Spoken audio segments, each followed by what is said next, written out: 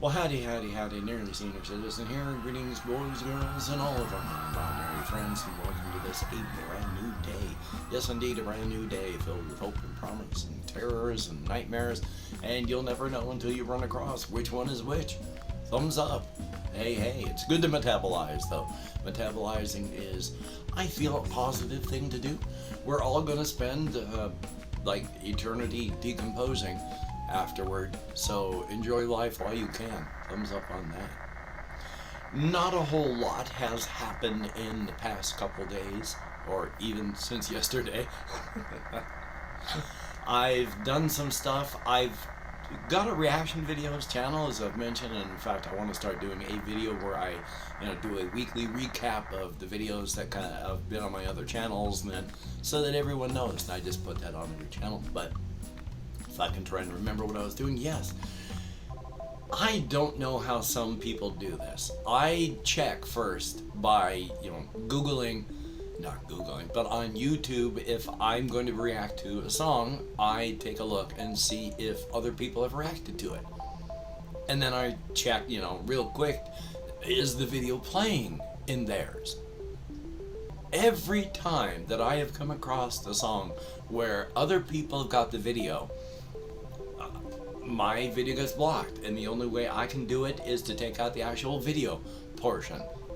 I mean, I tried doing some of the things that I've seen other people do, and I still had to remove the video portion of the reaction from yesterday's reaction video. And other people who have done it haven't. So what tricks they've done, I don't know, but it's harder apparently to react to things anymore because I can't show the actual video part of it. Yay? So, I mean, it's not exactly fair use because you're playing an entire video and it's not your material, so. But since I'm not asking for monetary compensation, it just seems weird. I mean, they're going to get the money for it anyway, so. But life is life, so I gotta figure out what they're doing. Because with mine so far, there's just always a box that says nope. So, yay on that. But past that, as stated, not a whole lot has been happening. I've done a lot of thinking about various things.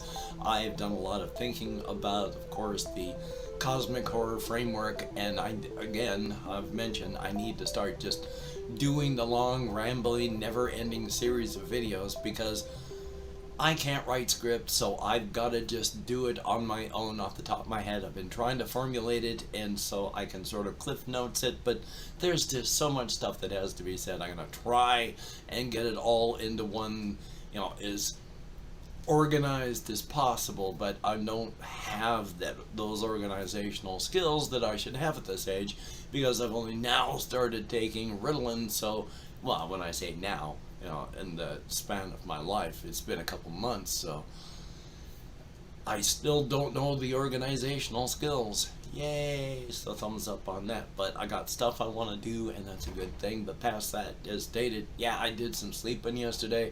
I did thinking. I tried playing some games.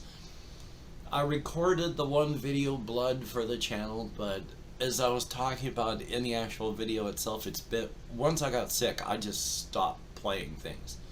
I couldn't. I was so sick I couldn't do anything. So I just basically watched videos and tried not to die. One of the reasons I haven't done anything but Minecraft for any channel since coming back is because I can't remember what happened in any of the games. And picking up Blood again, well, likely the video that I've got coming up today is going to be the last one because I can't remember what happened in the level I'm on. I'd have to start over from scratch. So, yay, being sick and having ADHD is not a good combination for memory. But life is life. Well, I do want to talk about this one because I keep forgetting about it, and one of the things that I did want to talk about happened like last year while I was out walking, maybe even over a year ago.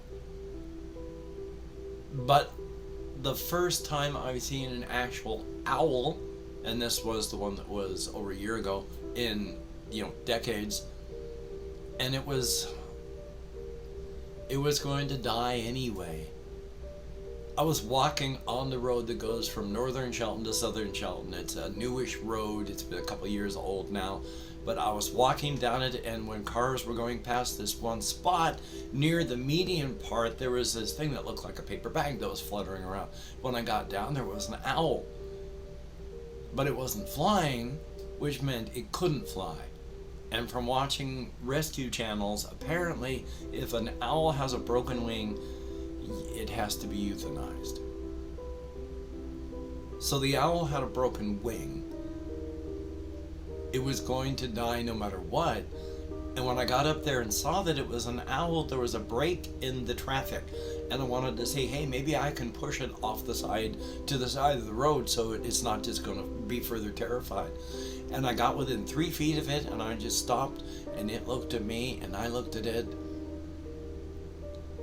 And I just said, I'm sorry, and had to walk away.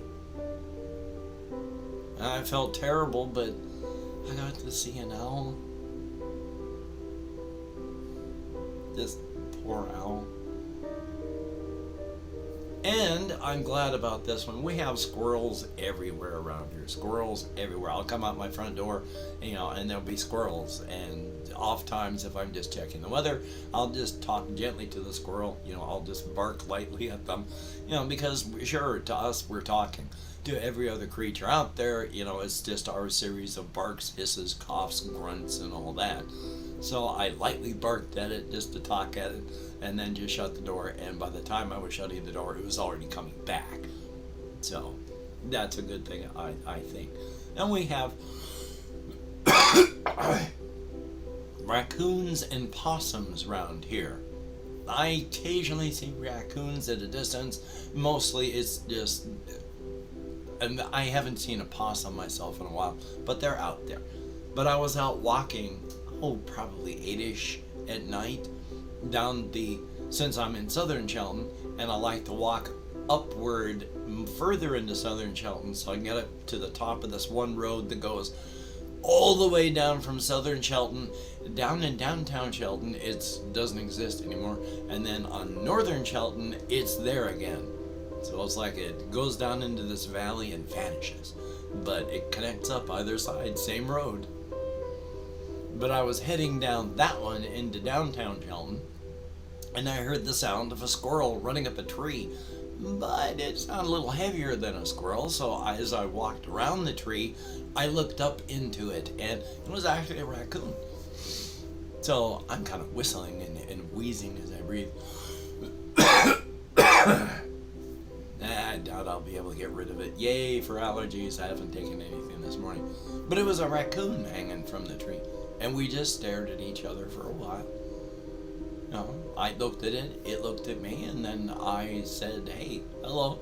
And then I continued walking down the road because, hey, no matter what, no matter how inoffensive I may look, we still have predator eyes, and they have predator eyes, so they're going to be wary if I'm watching them, because what do predators do? They predate. So anything that is smaller than us is going to be fearful when we look in their direction, just because predator attention. And then I just, like I say, just spoke to it and said thank you, and then turned and walked away, and it was cool. So it didn't do anything funny like the last time I had seen a raccoon, when I heard something across the street, turned to look, and a raccoon fell out of it and rolled away from a bush. So that was entertaining, but at a distance. And then we don't have a ton of deer that I have seen out walking this year, at least so far. But every once in a while, when I do walk on this one portion of the railroad tracks, then I want to take the camera out on again so that you can see what it's like. They tore up the road that's leading there, which is, there's the road, there's dirt stuff, and then there's the tracks, and then there's forest. This part next to the track that was dirt had all sorts of grass and stuff growing on it, and then about a week ago-ish, I was walking on it, and they didn't cut the grass. They went through and they dug all of the grass, dirt out of there. So it's just a bunch of gravel. So I don't know if they're going to build something or they were just going, it's time to get rid of this too much plant life. But during that same time, they also apparently cut down the grass and the bushes that are on those tracks in that area, but they didn't do it to the entire thing. About 2/3 of the track is that way.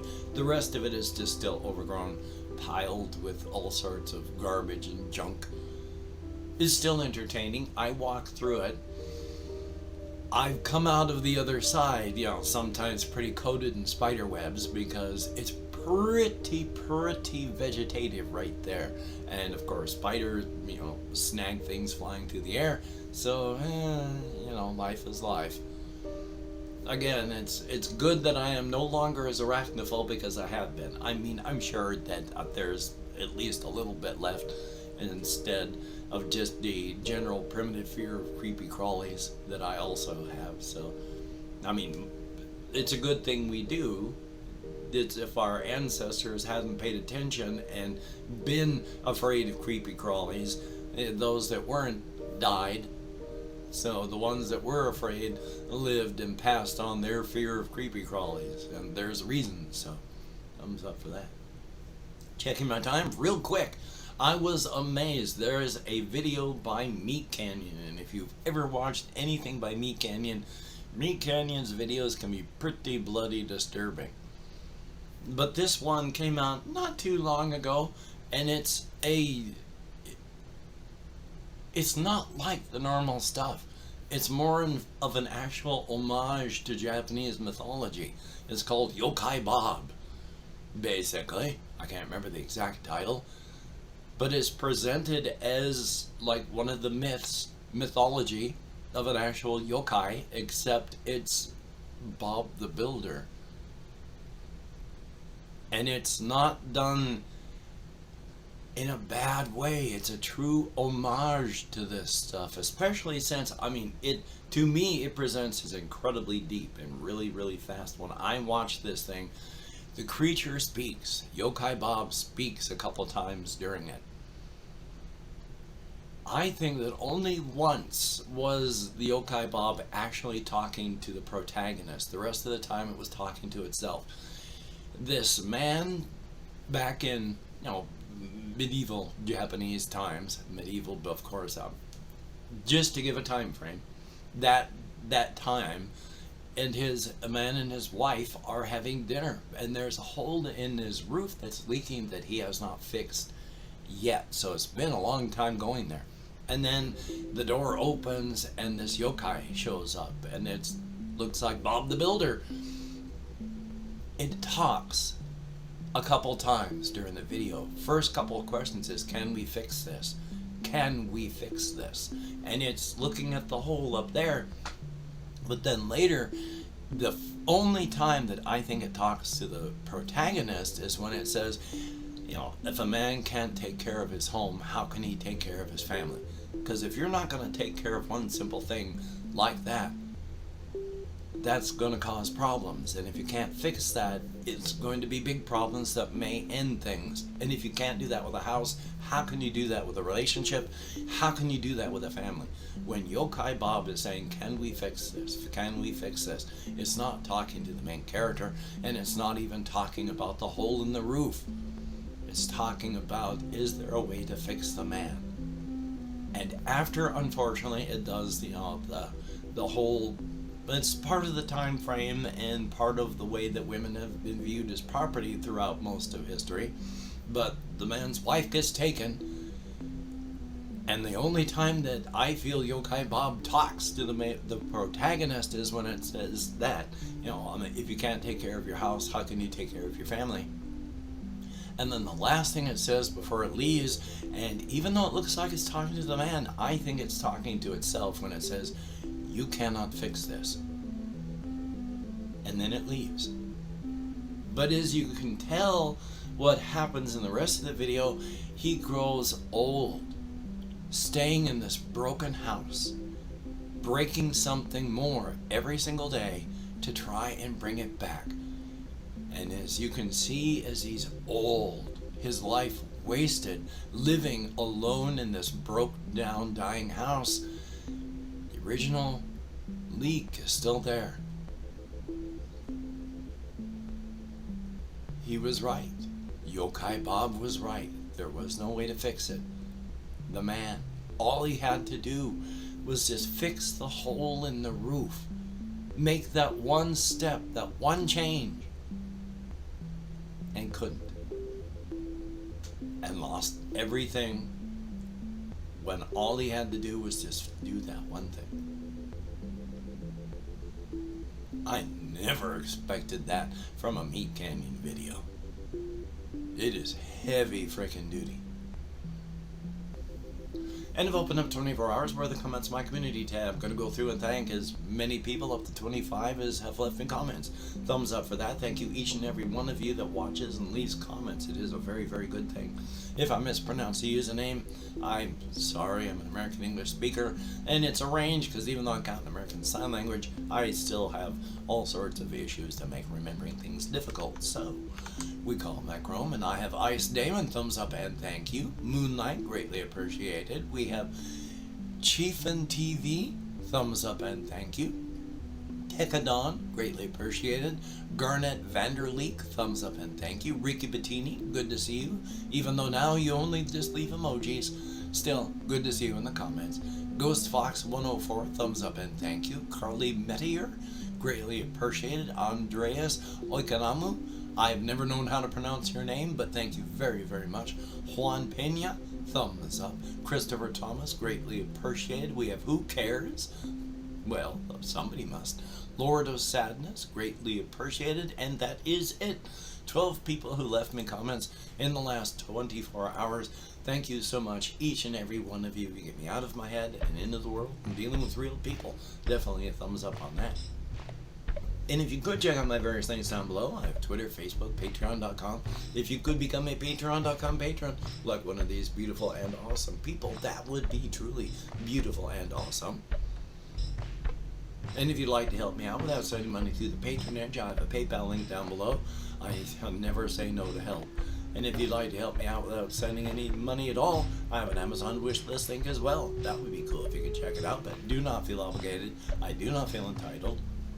And if you cannot donate, or you simply do not donate, I take all good wishes and I deposit them in the bank of my heart, where I draw interest. That's what the phrase is. So thank you very, very much. And if you could toss me a like, I appreciate all the positive validation you get from my existence. Definitely a thumbs up. And of course, if you could hit the notification bell on the subscription button, that would be very cool. Thank you very, very much. A definite thumbs up on all of that. Well, good golly, Miss Molly, I've got things that I still need to do in life. I've got things that I want to do in videos. I have creative things I want to express, so hopefully I'll get some of these things done. That would be a definite thumbs up. And hopefully you as well, no matter where you are in the world. Take care of yourself. The Delta variant is raging and it's out of control, and I don't know what's going to happen. Play it safe. Wear a mask if you have to be around people. Wash your hands. Try not to touch your face. Maintain your social distancing. It's hard, I know, but it's better than being hospitalized or buried, or watching your family members get buried. So you take care. Have a great day today. I will see you on the flip side, and that is a definite thumbs up.